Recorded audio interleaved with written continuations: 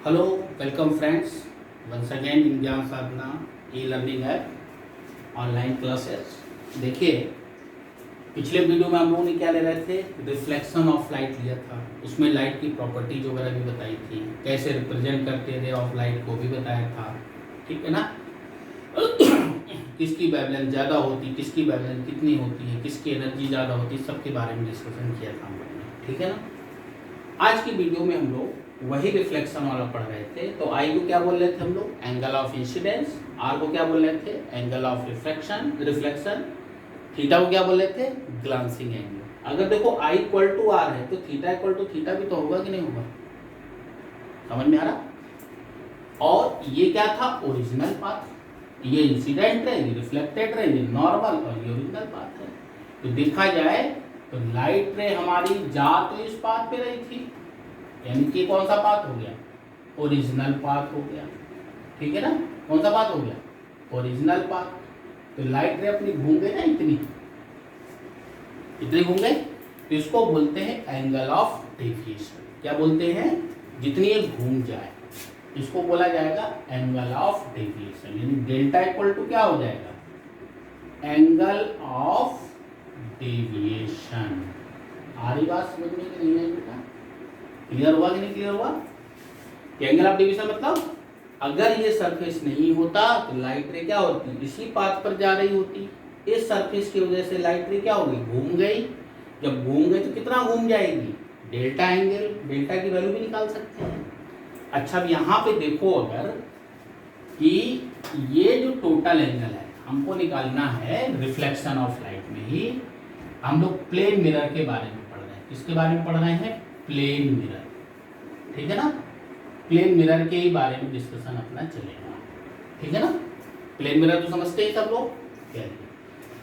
तो plane mirror में पहला जो पॉइंट था अपना वही है, angle of incidence equal to angle of reflection. ठीक है, बाकी सब लाइज होते थे। दूसरा थीटा क्या था, ग्लांसिंग एंगल। क्या था, ग्लांसिंग एंगल। ठीक, इसकी वैल्यू कितनी हो जा रही थी, 90 माइनस आई। अगर आई निकालना है तो ठीक 90 माइनस थीटा। ठीक है। तीसरा जो पॉइंट है वो क्या है, एंगल ऑफ डेविएशन। क्या है, एंगल ऑफ डेविएशन। तो यहाँ पे अगर एंगल ऑफ डेविएशन तुमसे कहीं क्वेश्चन में भी पूछा जाए तो अगर यहाँ ध्यान से देखो तो ये जो टोटल एंगल है, ध्यान से देखिएगा, ये जो एंगल टोटल है 180 डिग्री है। ठीक है। तो ये एंगल कितना बचेगा, 180 माइनस आई प्लस आर बचेगा कि नहीं बचेगा। अरे डायग्राम से देखो कि ये भाई टोटल एंगल कितना है, 180 है। हमको ये वाला एंगल निकालना है तो 180 में से ये दोनों एंगल का सम घटा दिया जाए तो ये वाला एंगल आ जाएगा कि नहीं आ जाएगा। ठीक है। तो कहने का मतलब डेल्टा इक्वल टू क्या हो जाएगा, 180 माइनस आई प्लस आर। ठीक। अब सिंस आई इक्वल टू क्या होता है, आर के बराबर, तो क्या लिख सकते हैं इसको, 180 माइनस 2i लिखा जा सकता है कि नहीं लिखा जा सकता। समझ में आया कि नहीं आया। ठीक है। हाँ, अब इसमें एक चीज देखो, ये एंगल और ये एंगल भी बराबर थे तो ये भी एंगल तो दोनों बराबर होंगे कि नहीं बराबर होंगे। यानी ये थीटा है तो ये भी कितना होगा, थीटा। जब इंसिडेंट रे थीटा एंगल बना रही है तो रिफ्लेक्टेड रे भी कितना बनाएगी, थीटा ही बनाएगी। तो ये एंगल दोनों बराबर हो गए।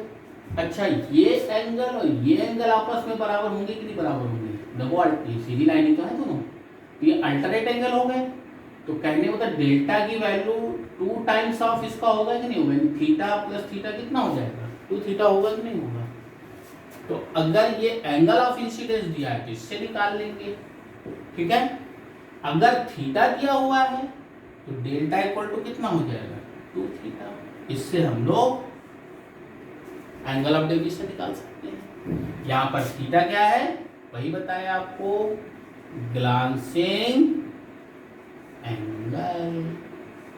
क्लियर हुआ कि नहीं क्लियर हुआ बेटा, सभी को समझ में आ गया। तो इसमें हम लोग ने प्लेन मिरर के बारे में स्टार्ट किया है। अब प्लेन मिरर में क्या क्या चीज़ कर सकते हैं हम लोग, उसके बारे में एक एक चीज़ को डिस्कशन कर रहे हैं। फिलहाल के लिए नोट कर लीजिए, फिर आगे हम लोग फिर बढ़ते हैं।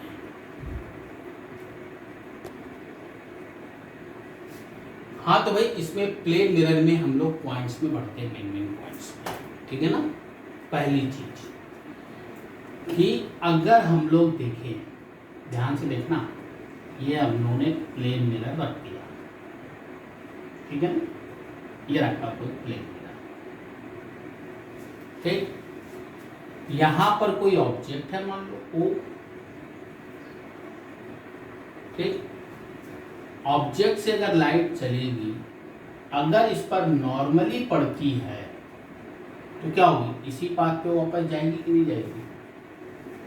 अगर ये डिस्टेंस x है यहां से यहां तक, तो इसकी इमेज भी तो बनेगी कि नहीं बनेगी भाई। ये जो इमेज बनेगी यहां पर बनेगी, ये हो गया इमेज, यानी कि आई। इसकी भी डिस्टेंस कितनी होगी, x होगी कि नहीं x होगी, यानी कि जितनी दूर ऑब्जेक्ट है उतनी दूर पर इमेज बनेगी, ठीक है। तो वही कह रहा है कि image form by plane mirror is virtual, erect, equal in size, ठीक है, दैट ऑफ ऑब्जेक्ट। मतलब जितना बड़ा ये होगा उतने बड़े इमेज बनेगा, ठीक है। अगर तुम यहाँ पर खड़े हो, सपोज दैट, तो तुम भी वहीं खड़े रहोगे, तुम्हारी जितनी लंबाई दिख रही है मिरर में उतनी लंबाई तुमको भी दिखाई पड़ेगी, ठीक है, इक्वल इन साइज और इक्वल डिस्टेंस पर भी बनेगी, ठीक। अच्छा, इसमें एक चीज देखना ध्यान से कि अगर ये हम लोग इस लाइट को यहां से जाए और यहां से रिफ्लेक्ट हो, तो कहां से लगेगी आती हुई हमको, कहीं यहां से लगेगी आती। अगर हम लोग यहां से इसको देख रहे हैं, ये अपनी आंख है, अगर हम लोग ये ऑब्जेक्ट को देखेंगे तो हमको क्या लगेगा, मिरर के पीछे है, ठीक है ना। कहाँ है, मिरर के पीछे। अगर इसमें कोई घड़ी है तो घड़ी तो ऐसे चलती है क्लॉकवाइज, इसमें अगर देखेंगे तो घड़ी उल्टी चलेगी, एंटी क्लॉकवाइज चलेगी। समझ में आ रहा है कि नहीं आ रहा, कि अगर घड़ी इसमें ऐसे चल रही है तो इसमें ऐसे दिखाई पड़ेगी, यानी कि लैटरली इन्वर्टेड बनेगी। इसको बोला जाता है इन्वर्टेड, लेकिन लैटरली इन्वर्टेड। तो इसमें एक और चीज कह सकते हैं, एक वर्ड और याद कर सकते हैं, लैटरली इन्वर्टेड। मतलब राइट हैंड का हमको क्या दिखाई पड़ेगा, लेफ्ट हैंड दिखाई पड़ेगा। जैसे अगर यहाँ पर हम लोग ने कोई झंडा बना दिया, मान लो ये झंडा बना दिया यहाँ पे, ठीक है, अपने इंडिया बना दिया, मान लो ये बना हुआ, ये 1 2 3 4 5, इसमें झंडा भी ऐसे दिखाई पड़ेगा हमको, लेकिन अब झंडा कैसा हो जाएगा, उल्टा नहीं हो जाएगा, इन्वर्टेड, यानी लेफ्ट हैंड का अपने को राइट हैंड दिखाई पड़ेगा, यानी कि जो नंबरिंग पड़ा है 1 2 3 4 5 ऐसा दिखाई पड़ेगा, तो इसको बोलते हैं लैटरल इन्वर्जन, ठीक है ना। समझ में आया कि नहीं आया, कि जितनी दूर पर ये है उतनी ही दूर पे इमेज भी बनेगी। अगर ये दोनों ट्राइंगल देखा जाए तो कॉन्ग्रुएंट है, देखो कैसे, यहाँ पे इसको देखो लैटरल, इसको क्या बोलेंगे, लैटरल इन्वर्टेड। समझ में आ गया। अब ये हमको डिस्टेंस निकालना है कि बराबर है कि नहीं है भाई। कैसे कह सकते हैं बराबर है, इसको प्रूव भी कर सकते हैं ना मैथमेटिकली। देखो यहाँ ध्यान से देखो, इसमें यहाँ से अगर देखा जाए तो ये एंगल और ये एंगल दोनों बराबर होंगे। मान लो कि अल्फा है, ये भी अल्फा हो गया, ठीक है। अगर ये अल्फा है तो ये भी अल्फा होगा कि नहीं होगा, कॉरेस्पॉन्डिंग एंगल। ये अल्फा है तो ये भी अल्फा होगा, यानी कि अल्टरनेट एंगल। तो अगर ये दोनों ट्राइंगल देखो, ये दोनों ट्राइंगल, तो इसमें एक एंगल दोनों 90, पहली चीज। ये साइड इसमें कॉमन और ये एंगल इक्वल, तो दो साइड, दो एंगल और एक साइड कॉमन है, तो दोनों एंगल कैसे होंगे, कॉन्करेंट होंगे कि नहीं कॉन्करेंट होंगे।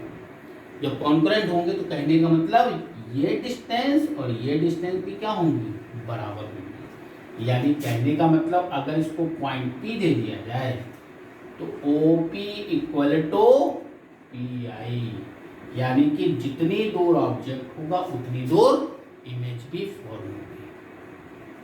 समझ में आ रहा है कि नहीं आ रहा? क्लियर हुआ कि नहीं क्लियर हुआ? क्लियर हुआ? अगर इसी में ही ये चीज समझ में आ गई, इक्वल डिस्टेंस कैसे हो गया, ठीक है। अब हम लोग दूसरे पॉइंट पे बढ़ते हैं, इस पॉइंट को बना लीजिए। अभी हम लोगों ने एक चीज देखी कि हम लोगों ने अभी एक चीज देखी कि प्लेन मिरर में, ये प्लेन मिरर है अपना, ये ऑब्जेक्ट रखा हुआ है, ये क्या इमेज बन रही थी, जितनी दूरी पर है ये दूरी मान ली कितनी थी, x, ये भी कितनी होगी, x होगी, ठीक है ना, क्लियर। अभी जो ऑब्जेक्ट और इमेज है बराबर दूरी में तो बन रहे हैं, वर्चुअल बन रहे हैं क्योंकि पीछे तो कुछ है ही नहीं, सीधी इमेज बनेगी। वर्चुअल इमेज वैसे कैसी होती है, सीधी होती है। तो अगर ये मान लो इधर की तरफ चल रहा है तो ये भी तो इधर चलेगा कि नहीं चलेगा, चलेगा कि नहीं चलेगा भाई? अरे भाई अगर तुम मिरर की तरफ चल रहे हो तो इमेज भी तुम्हारी तरफ ही चलेगी, ठीक है। तो कहने का मतलब अगर तुम t टाइम में इतनी डिस्टेंस आए हो तो भी t टाइम में इतनी डिस्टेंस आएगा, आएगा ना। तो कहने का मतलब अगर इसकी वेलोसिटी u है तो इसकी भी वेलोसिटी कितनी होगी, u होगी कि नहीं होगी? समझ में आ रहा है कि नहीं आ रहा? यानी कि अगर ऑब्जेक्ट u वेलोसिटी से मिरर की तरफ चल रहा है तो इमेज भी क्या होगी, u वेलोसिटी से ही मिरर की तरफ चलेगी, ठीक है ना, क्लियर है। अच्छा ये देखो, अगर ये डिस्टेंस y हो तो ये भी डिस्टेंस y होगा, बराबर होगा कि नहीं बराबर होगा? तो अगर हम लोग यहां पर पहुंच गए तो इमेज यहां पर पहुंच जाएगा, तो अपनी बीच की दूरी कितनी कम हो गई, 2y कम हो गई कि नहीं कम हो गई? ध्यान से समझना कि हम लोग y दूरी मान लो यहां तक चले हैं तो इमेज भी अपनी y दूरी यहां पर आ गया, तो कहने का मतलब अपने बीच डिस्टेंस पहले कितनी थी, 2x थी ऑब्जेक्ट और इमेज के बीच में, लेकिन अब कहाँ कितनी डिस्टेंस हो गई, कितनी डिस्टेंस कम हो गई, 2y कम हो गई। जबकि हम लोग चले कितना है, सिर्फ y डिस्टेंस, कितना चले, y डिस्टेंस चले हैं हम लोग, यहाँ से यहाँ तक गए ना y, तो इमेज भी और y चल गई आगे। तो जब ये चली गई y, तो कहने का मतलब पहले अपने बीच डिस्टेंस कितनी थी, 2x, अब कितनी हो जाएगी, 2x माइनस 2y। जबकि चले अपन लोग y है, जबकि इमेज भी y चला, तो अपनी बीच डिस्टेंस क्या हो गया, 2y कम हो गई कि नहीं कम हो गई? क्लियर है, सेम टाइम में हुई है। तो इसका मतलब क्या निकला कि अगर हमारी स्पीड u है तो इमेज की स्पीड भी कितनी होगी, u होगी। अगर हम इससे दूर जा रहे होंगे तो ये भी दूर जाएगा, ठीक है। अगर हम इसके पास आ रहे होंगे तो ये भी पास आएगा। जितनी डिस्टेंस हम चलेंगे उसकी उतनी डिस्टेंस ये भी चलेगा, मतलब हमारे बीच की डिस्टेंस कितनी कम हो गई, ऑब्जेक्ट और इमेज के बीच की 2 टाइम्स कम हो गई। मतलब जितना डिस्टेंस हम चलेंगे उसका डबल डिस्टेंस इमेज भी हमारी तरफ चल देगा, ठीक है ना। नहीं समझ में आया? अरे भाई अपन y चले, ये भी y चला, तो अपनी डिस्टेंस कितनी कम हो गई, 2y कम हो गई कि नहीं कम हो गई? अगर 10 मीटर चले हैं तो ये भी 10 मीटर चला, तो अपनी बीच डिस्टेंस कितनी कम हो गई, 20 मीटर। क्लियर है। तो इसी चीज को हम लोग लैंग्वेज में लिख लेते हैं, इसको पहले ड्रा कर लीजिए फिर आगे बढ़ना है पॉइंट्स में। तो जो चीज को हम लोगों ने समझाया है उसी चीज को पॉइंट्स में भी लिख सकते हैं। जैसे देखो क्या लिखा कि when object is approaching towards the mirror, ठीक है, मतलब मिरर की तरफ अगर अप्रोच कर रहे हैं, then image also approaches mirror, why towards the mirror, by same distance towards the mirror। मतलब जितनी डिस्टेंस हम चलेंगे उतनी डिस्टेंस इमेज भी हमारी तरफ चलेगा। अगर हम उससे दूर जाएंगे तो भी हमसे दूर जाएगा, ठीक है। अगर वेलोसिटी ऑफ ऑब्जेक्ट को u मान लें, u बेसिकली क्या होगा, x/t, वेलोसिटी क्या होता है, डिस्टेंस अपॉन टाइम, ठीक है। देन वेलोसिटी ऑफ इमेज कितना होगा, विल आल्सो बी u, ठीक है। लेकिन अगर हमने आपको बताया था कि अगर y डिस्टेंस हम चल रहे हैं तो भी y डिस्टेंस चल रहा है, कहने का मतलब कि हमारे रिस्पेक्ट में वो डबल डिस्टेंस चला कि नहीं चला, 2y कम हुए कि नहीं कम हुए, तो सेम टाइम में कम हुई। तो इसका मतलब रिलेटिव वेलोसिटी अगर इमेज की पूछता है तो वो होगा 2u। अगर पूछता है वेलोसिटी ऑफ इमेज तो कितना होगा, u होगा। अगर ऑब्जेक्ट की वेलोसिटी है, अगर मिरर की तरफ है तो u होगा, सॉरी मिरर की तरफ जा रहा होगा तब u होगा, अगर मिरर से दूर जा रहा है तो इसका उल्टा हो जाएगा, वाइस वर्सा हो जाएगा। तो हम लोगों ने इसमें वेलोसिटी ऑफ इमेज की बात करी, वेलोसिटी ऑफ ऑब्जेक्ट। अगर इसकी स्पीड मान लें 10 मीटर पर सेकेंड है, इसकी भी कितनी होगी 10 मीटर पर सेकेंड इसी की तरफ, लेकिन रिलेटिव वेलोसिटी कितनी हो जाएगी, वो 20 मीटर पर सेकेंड हमारे रिस्पेक्ट से। मतलब रिलेटिव वेलोसिटी ऑफ इमेज अगर ये वर्ड यूज हो विद रिस्पेक्ट टू ऑब्जेक्ट, अगर वर्ड यूज है तो फिर 2u होगा, ये ध्यान रखना। अगर सिंपली पूछ रहा है वेलोसिटी ऑफ इमेज तो कितना होगा, u होगा। ठीक है, तो आज की वीडियो में हम लोग ने प्लेन मिरर के कुछ प्रॉपर्टीज के बारे में डिस्कशन किया। अगले वीडियो में हम लोग फिर प्लेन मिरर के बारे में और भी पॉइंट्स देखेंगे। तब तक के लिए थैंक यू।